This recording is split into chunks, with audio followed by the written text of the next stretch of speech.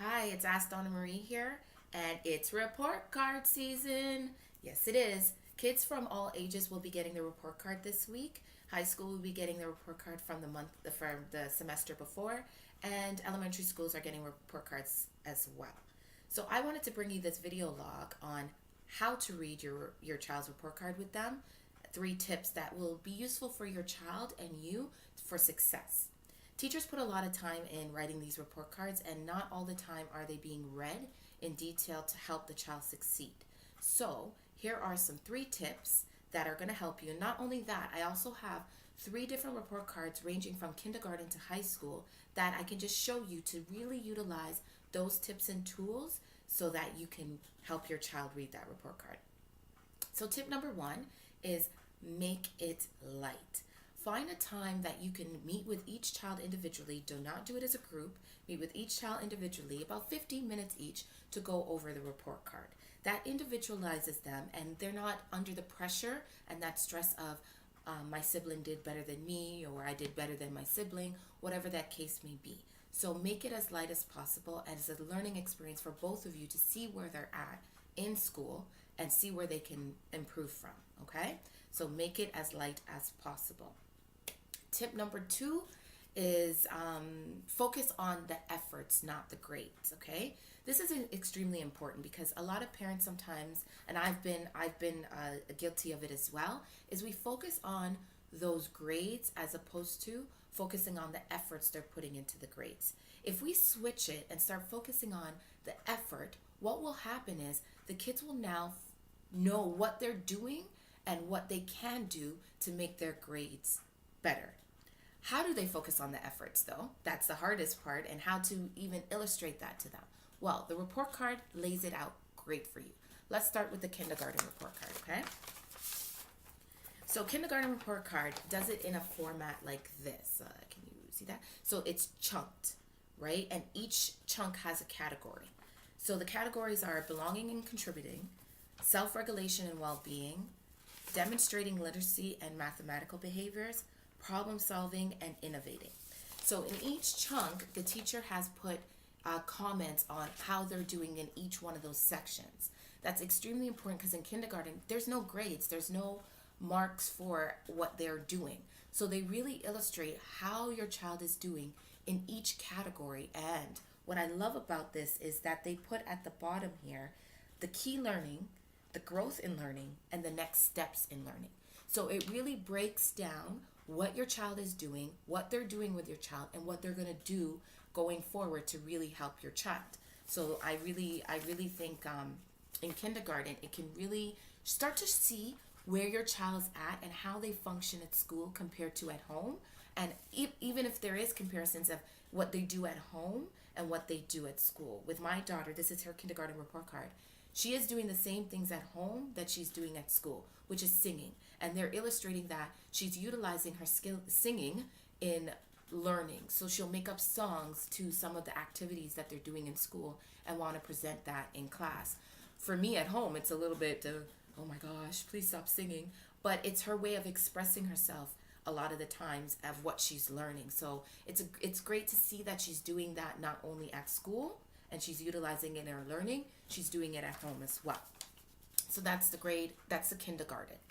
If we go to, I'm going to go to grade 6. And grade 6 through grade 1 to grade 8, the report cards are relatively the same on how they structure it. And how that is, as you can see here in this box, this is one of the most important parts to look at in any child's report card. So a lot of parents, they flip to the next page and focus on the grades. However, this particular part is going to show you their efforts and what they're doing in school and what they need to learn on. And the boxes that they break it down in is responsibility, independent work, initiative, organization, collaboration, and self-regulation. So what the teachers do is they put a mark on each one of these categories. And the marks go in different sections. So E for excellent, G for good, S for satisfactory, and N for needs improvement. So in each one of these boxes will show you, you'll get a grade in each. Sorry guys, this is not looking, my sun, and at least the sun is shining. Each one of these boxes will get a letter grade, and it will really illustrate how your child is doing in those different sections. And also in those sections, they show you the expectation of what any student should be doing and where they need to grow and how they need to grow in that section. So if your kid is getting a S in responsibility, that opens up, okay, what do you need to do to be responsible? And it breaks it down for you. So you can mirror that at home and also mirror it so that they can take that to school. That really helps out the teachers. And if that is going forward, their marks are going to be higher in certain areas so that they're able to grow. Okay?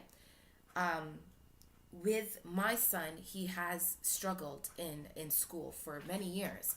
And in this section was always, needs improvement. So what I did was I focused on these sections and did it around the house to show what responsibility is, what organization is, what self-regulation is, so that it would mirror towards school.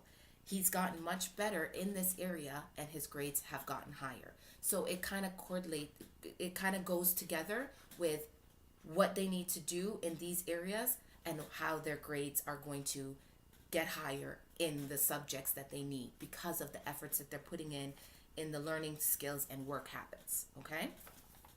Another great place is at the bottom of that first page. I'm sorry, guys. It's called Strengths and Next Steps for Improvement.